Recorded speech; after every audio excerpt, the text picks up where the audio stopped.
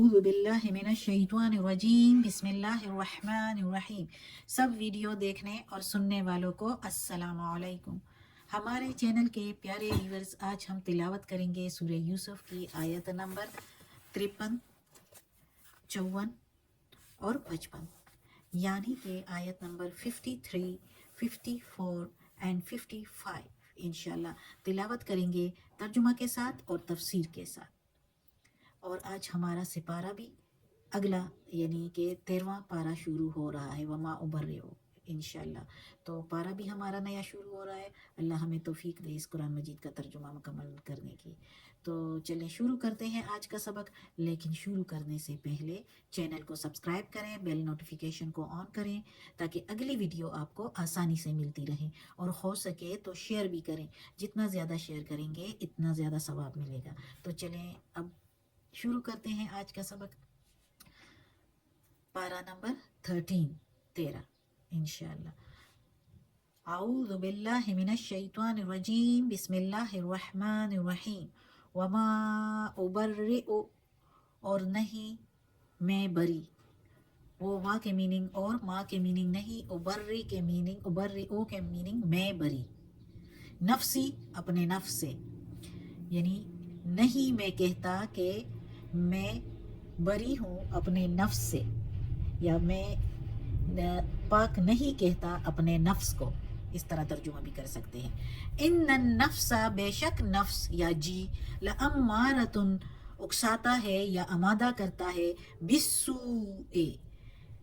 برائی پر، ساتھ برائی کے، بے شک نفس آمادہ کرتا ہے یا اکساتا ہے، بالسوء، ساتھ برائی کی، بے کے میننگ ساتھ، سوء کے میننگ برائی، الا مگر، ما جو، رحم کیا مجھ پر، ربی میرے رب نے، انا بے شک، ربی میرا رب، غفور الرحیم، بخشنے والا مہربان ہے۔ اب چونکہ قصہ یوسف علیہ السلام کا چلا رہا ہے، سورہ یوسف ہی ہم پڑھ رہے ہیں، تو یوسف علیہ السلام ادھر کہتا ہے، جب وہ اس کو بادشاہ بار بار بلاتا ہے اور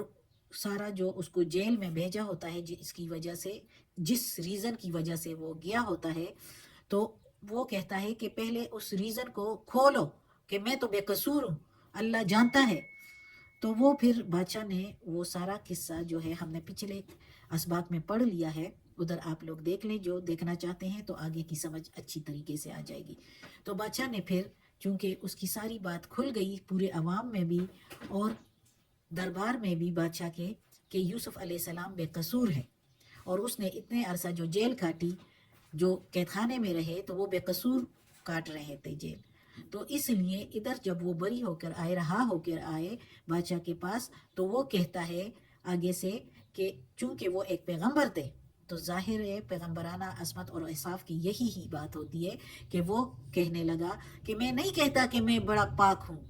میرا نفس جو ہے وہ میں اس سے بری ہوں،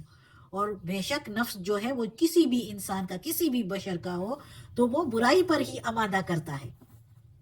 لیکن میں اگر بچا ہوا تھا تو یہ میرے رب کی مجھ پر مہربانی تھی، میرے رب کا رحم تھا مجھ پر، کہ میں ان عورتوں کے فریب اور مکر اور برائی سے بچا رہا۔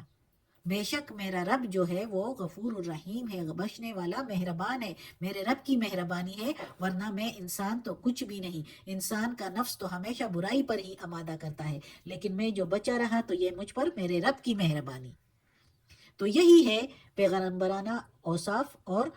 فرما برداری اللہ کی، کہ ایک پیغمبر جو ہے وہ اسی طرح کے ہی اوصاف اس کے ہوتے ہیں، چونکہ اللہ تعالیٰ نے اسے جس منصب پر بٹھایا ہوتا ہے تو وہ ایسے نہیں، اس میں یہی اوصاف ہوتے ہیں تو تبھی پیغمبرانہ منصب دیا ہوتا ہے۔ تو یہ یوسف علیہ السلام بادشاہ سے اس طرح کہتا ہے۔ اگر ایک عام آدمی ہوتا اور اس طرح بری ہو کر آتا تو ظاہر ہے وہ فخر و ناز اور غرور کا شبہ پایا جاتا اس میں، لیکن یوسف علیہ السلام نے اس غرور اور فخر کے شبے کو بھی ختم کر دیا اور صاف کہہ دیا کہ یہ میرے رب کی مہربانی ہے، اس میں میرا کوئی کمال نہیں کہ میں برائی سے بچا رہا۔ آگے اگلی آیت ہے، وقالا، اور کہا، وقال الملک اتونی، اور کہا بادشاہ نے، لے آؤ میرے پاس، بھی ساتھ اس کے، استخلصہ، تاکہ خاص کر دوں اس کو، لنفسی اپنے لیے، یعنی اپنے کام کے لیے، اپنی جان کے کام کے لیے، ظاہر ہے بادشاہ کے جو کام ہوتے ہیں تو اس کے لیے، یعنی پھر تفسیر میں پڑھیں گے انشاءاللہ۔ فلما پھر جب کلمہ بات چیت ہوئی اس سے، فلما کے میننگ پھر جب، کلمہ بات چیت ہو اس سے، قالا کہا یعنی بادشاہ نے کہا، انکا بے شک تم، یا بے شک تم، انکل یوم بے شک تم آج سے، لدینا ہمارے پاس، لدئی کے میننگ پاس، نہ کے میننگ ہمارے، مکین جگہ پاؤ گے، امین معتبر۔ اب بادشاہ نے کہا کہ اس کو میرے پاس لے آؤ، پھر بادشاہ کے پاس جب وہ آیا تو اس سے پہلے اس نے یہ باتیں کی کہ میں، یعنی میرے رب نے مجھ پر مہربانی کی اور مجھے بچایا، تو بادشاہ کو ان کی یہ باتیں کچھ اچھی لگی، اور پھر اس کو مزید پیغام رسانی والے کو بھیجا اور کہا کہ میرے پاس لے آؤ تاکہ میں اس کو خاص اپنے کام کے لیے رکھوں، لنفسی اپنی جان کے کام کے لیے۔ ظاہر ہے کہ پورے ملک کے نظام کو چلانا جو ہے وہ بادشاہ کے کام میں ہوتا ہے، تو بادشاہ نے جب اس کی باتیں، یعنی وہ جو خواب کی تعبیر اور پھر تدبیر اور پھر یوسف علیہ السلام کے اپنے آپ کے بارے میں جو باتیں سنی تو بادشاہ کو یہ اچھی لگی، اور بادشاہ نے کہا کہ یہ بندہ تو بڑا سمجھدار اور معتبر لگتا ہے، اس کو لے آؤ میرے پاس تاکہ میں خاص اپنے کام کے لیے، یعنی بادشاہی کام کے لیے، حکم اور احکامات کے لیے، اس کو اپنے لیے خاص کام کے لیے لگا دوں، خاص اس کاموں کے لیے جو بادشاہ حکم دیتا ہے، جو بادشاہ فیصلے کرتا ہے، ان کے اس کاموں کے لیے میں اس کو خاص کر دوں۔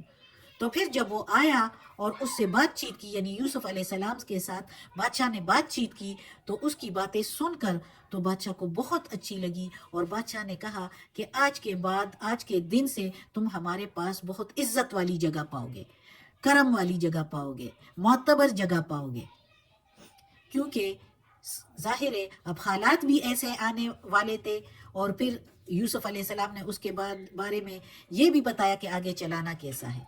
تو آگے بھی اب ہم پڑھتے ہیں کہ آگے پھر کیا ہوتا ہے۔ قالا کہا، اب ادھر کہا یوسف علیہ السلام نے، کیونکہ ہم مزید آگے پڑھیں گے تو اس سے پتہ چلے گا۔ قال اجعلنی، کہا بنا دے مجھ کو، کالا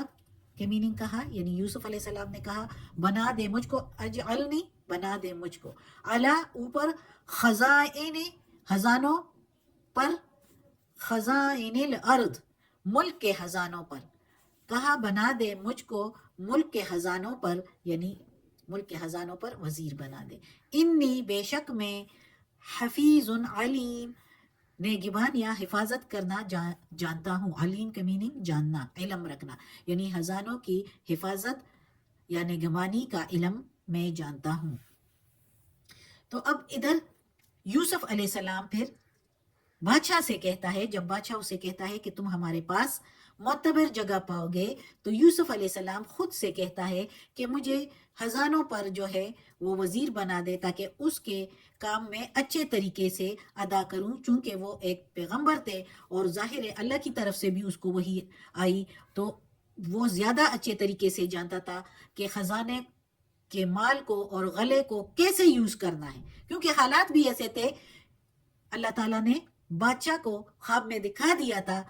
کہ حالات کیسے آنے تھے، اور پھر یوسف علیہ السلام نے اس کی تعبیر بھی بتائی، پھر یوسف علیہ السلام کے ذریعے تدبیر بھی اللہ نے بتائی کہ کیسے اس کو خرچ کرنا ہے تاکہ تم لوگ محتاج نہ ہو اور مشکل وقت نہ آئے، کیونکہ آگے 7 سال تو اچھے گزرنے تھے، 7 سال پھر قحط آنا تھا، اور قحط کے دوران پھر غلے کو کیسے استعمال کرنا تھا، اور پھر مال اور دولت کو کیسے استعمال کرنا تھا تاکہ ملک جو ہے وہ ملک کے لوگوں کو تکلیف نہ اٹھانی پڑے، اور ملک جو ہے وہ نقصان کی طرف نہ جائے بلکہ وہ اسی طرح ترقی کرتا رہے۔ تو اس لیے پھر اس نے خود سے بادشاہ سے کہا کہ میں خزانے کے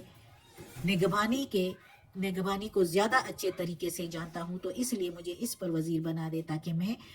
اس 14 سالوں کا انتظام صحیح طریقے سے چلاؤں اور ملک کو کوئی مشکل نہ پڑے، ملک کوئی مشکل میں نہ پڑے۔ تو یہ یوسف علیہ السلام نے خود سے پھر کہا۔ پھر ہم آگے پڑھیں گے انشاءاللہ وہ نیکسٹ سبق میں، اللہ ہمیں توفیق دے اس قرآن مجید کا ترجمہ مکمل کرنے کی اور اس پر عمل کرنے کی توفیق دے۔ صدق اللہ العظیم۔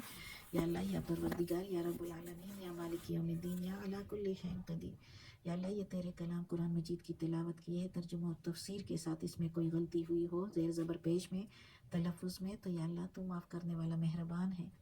یا اللہ ہمیں اپنے نیک اور صالح لوگوں میں شامل کر دے، آمین۔